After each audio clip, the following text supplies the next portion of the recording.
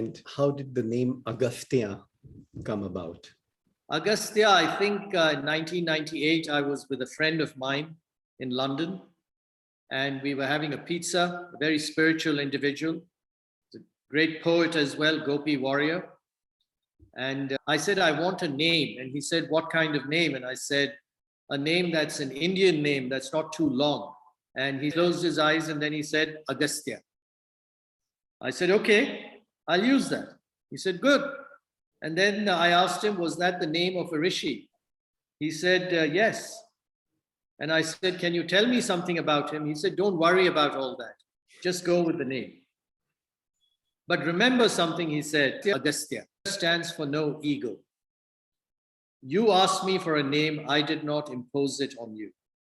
You asked me, and I gave you the name, which means whether the foundation fails or succeeds, don't think it's because of you.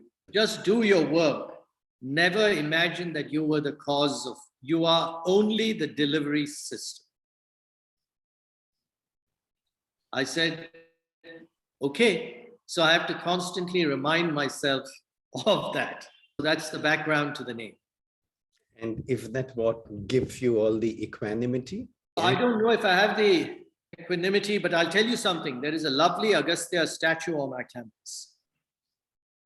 And whenever I visit the campus, I go and spend a few minutes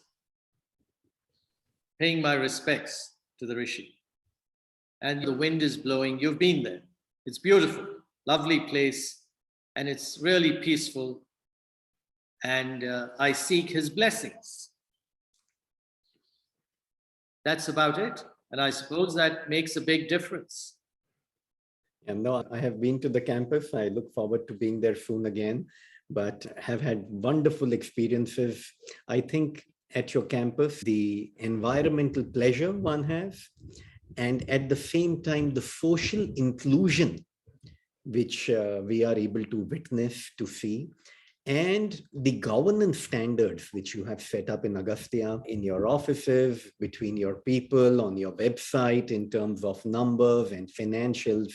I think you are a complete example of the most talked about term in corporate India today, ESG.